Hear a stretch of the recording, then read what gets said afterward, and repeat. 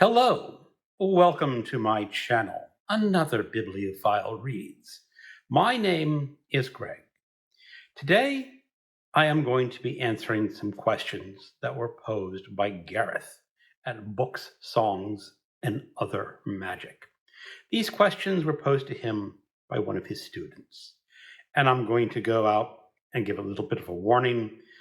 This video touches on religion, and it will touch probably on a little bit of politics as well.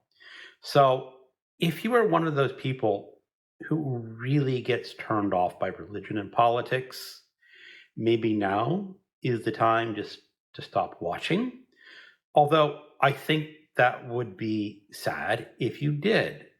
I think is important for everyone on BookTube and people watching to discuss religion and even politics openly. A lot of people kind of want it to be a hidden subject that you just don't talk about. And maybe it should be a subject that people are willing to talk about because your friends and your neighbors, your family might belong to a different religion or a different political viewpoint. I know I have some neighbors, and we do neighborly things every now and then. He is very much a Christian. And as you will soon find out, I am very much not a Christian. But we can still be friendly. In fact, when he goes away for a weekend or a week, he asks me to cat sit for him because he knows I will go in and take good care of his cat. And when I leave, I sometimes call on him to take care of my cats because I know at heart that he is a good person and he will take good care of my cats. Even though we don't belong to the same religion, and while I'm not positive what political party he belongs to, I have a very strong guess what it is, and it is not mine. Yet we need to get along in this world with people of different religions and politics. So this is not a tag video, but it is a video that maybe some other people want to pick up and think about doing. Of course, I'm not going to suggest anyone do this because, again, it's a subject that puts people off. So let's go through these questions. Question number 1. What is your religion? Why? Well, technically speaking, I don't have a religion. I don't belong to any official religious organization. I call myself an atheist.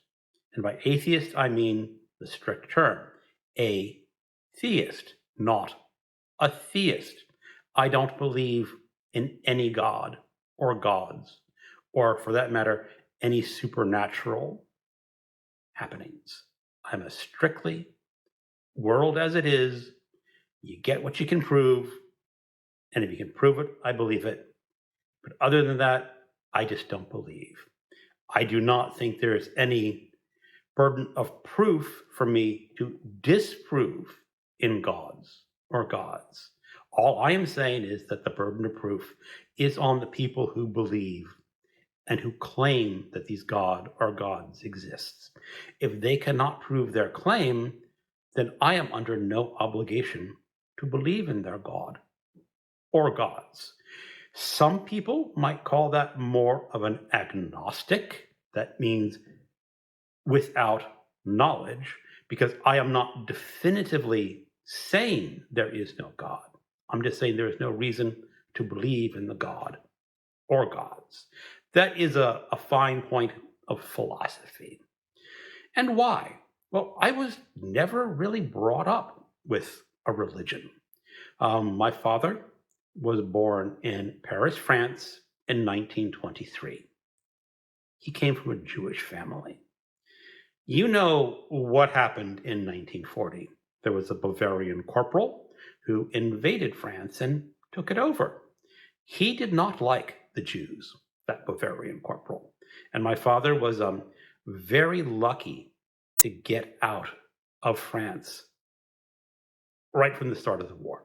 He never told me his story, but it basically killed any religion that he had from his Jewish upbringing. I've heard stories a lot from Elie Wiesel in his memoir Night. Also, If It Be a Man by Primo Levi. Primo Levi. They were both Jews who went through a horrible time in Auschwitz, and they dropped their religion, as my father dropped his religion. Now, my mother was a Southern Baptist.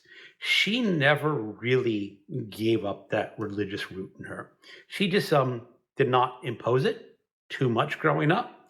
She did at one point make my sister go to Bible study because my sister got caught smoking weed. And for whatever reason, my mother thought that the Bible and learning Bible was appropriate punishment for someone who's smoking weed. I never got caught smoking weed, so I never had to go to Bible study. But since I grew up without any sort of religion being imposed on me, I did not have that structure that told me this was the truth. This is what you have to believe. I just sort of figured it out for myself that there was no evidence for a God. And I figured that out pretty much from a young age. Again, probably because I did not have that belief beaten into my skull. Question number 2. Do you think religion has a positive or negative effect on society? There are some religious people who are good people, who try to do good in this world. And some of them base their good deeds on their religion. And I know Grix mentioned this in his video. You know, those people who want to do good probably would have done good anyway without a religious framework, because that is who they want to be. But on the whole, I think religion has a very negative influence on this world. Religion is an organization that, for the most part, is imposed on a lot of people. Not so much nowadays, but if you go back a few hundred years, you could not escape saying that you believed in God or go to church, because you got punished for that. And the punishments were really rather horrific, depending on what age you grew up in. And even now, the people who claim to be religious are brutal. We will just take, to get a little bit into politics right now, how the religious people in the United States want to impose abortion bans upon women. They are some of the cruelest human beings alive today.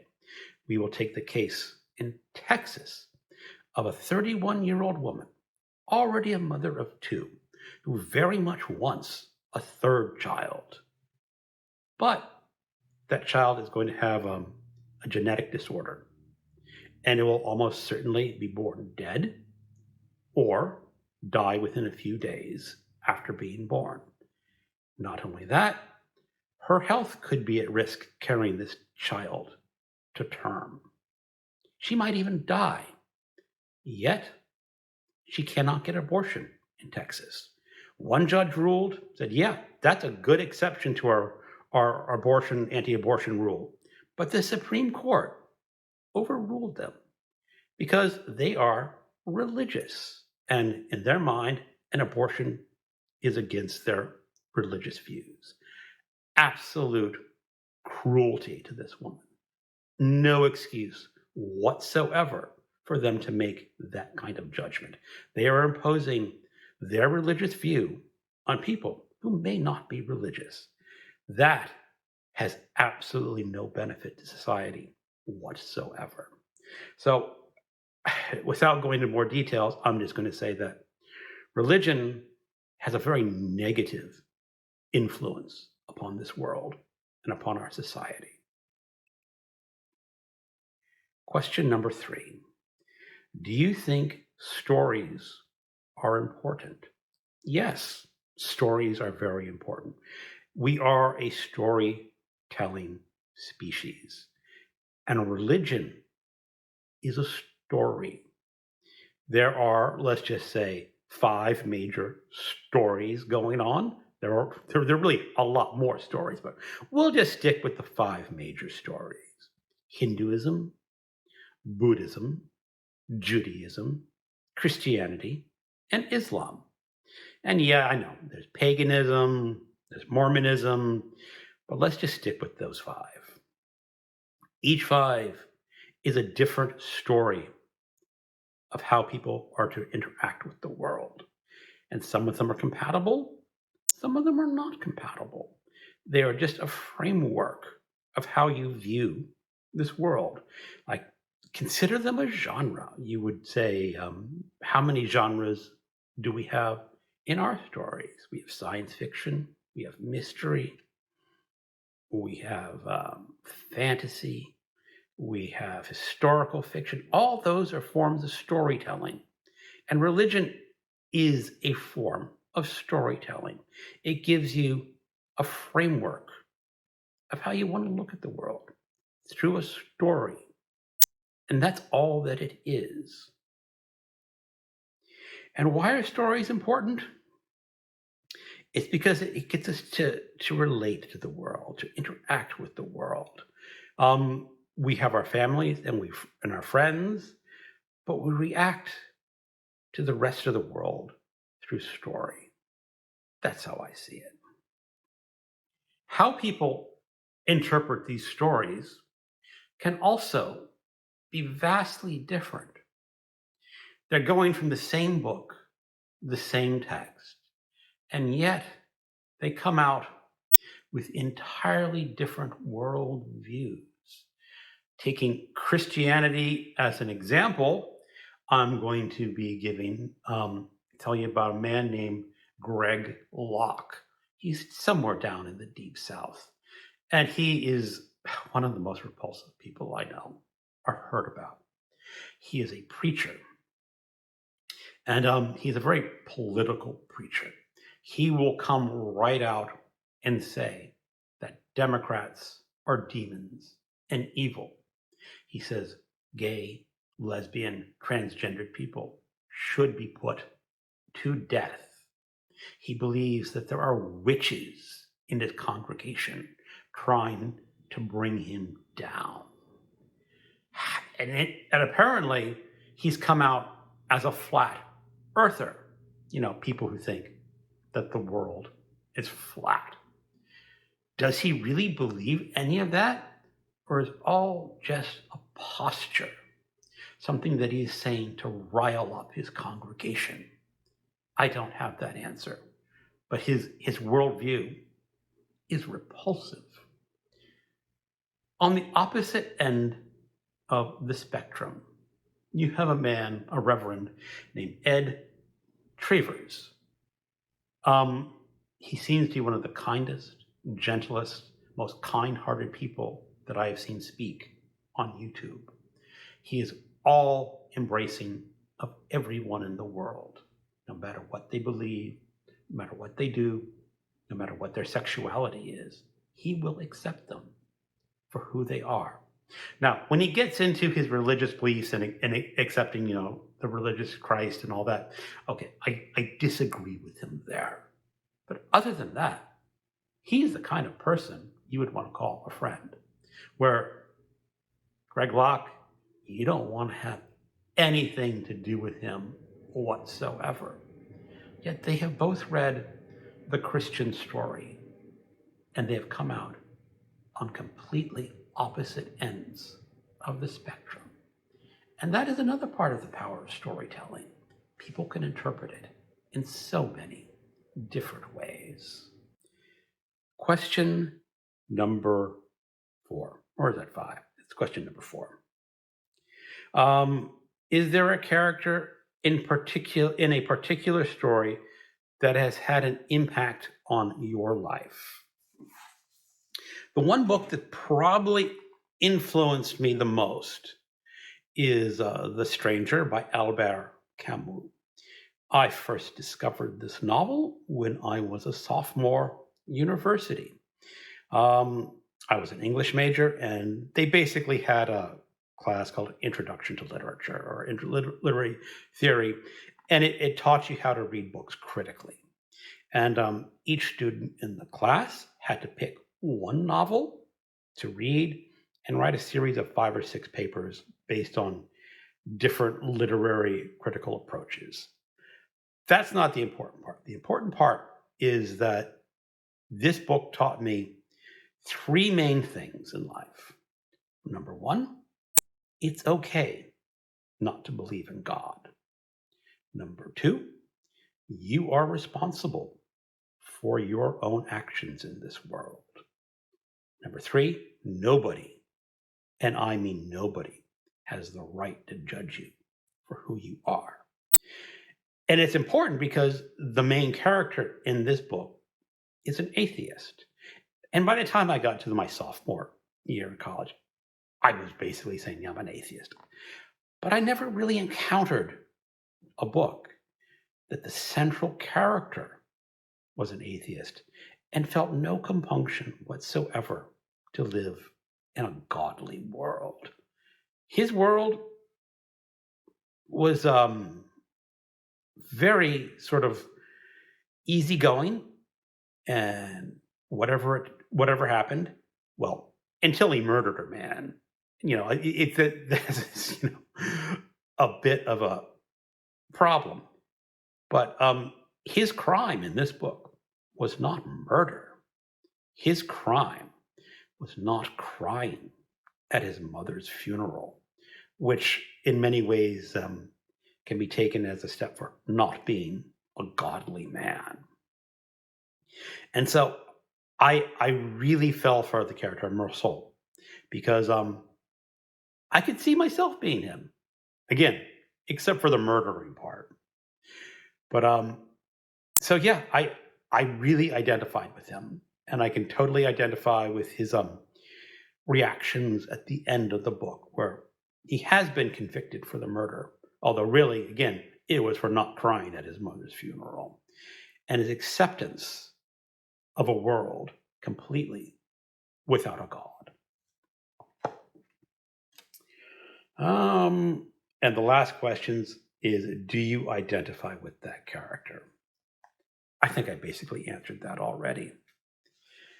Now, that is my take on the religion, narratives, and storytelling questions that Gareth asked. In addition to that, I have mentioned this on some live streams and some of my videos that I have started my own project. And I started this project before ever seeing Gareth's video. And this is where I am going to be sort of reviewing and reading books on the 5 major religions. And I'm doing this first by listening to the Great Courses on the religions, because the Great Courses has essentially university level lectures on Hinduism, Buddhism, Judaism, Christianity, and Islam. Now, I have listened to these courses before, but I am reviewing them again. And once I get through the course, I am going to be reading some of the holy texts associated with these religions, and then finding stories, novels, fiction, or maybe autobiography that relate to the religion. So I get the knowledge, the high level, college level, this is what the religion is about. And then reading some of those religious texts and seeing how much I relate to them. And then finding the fictional and storytelling based on those religions. So that's a project that's going to be going on through next year. I am mostly done with Buddhism, and there will probably be an entire video on me talking as an atheist, how I react to Buddhism. So that is the end of the questions here and my little project on religion. I hope you enjoy this. I hope no one got deeply offended by my ungodly ways. And I highly encourage more people to be outspoken about their beliefs, because we can all be friends on BookTube and be of different religions and of different political beliefs. Thank you for watching, and keep on reading.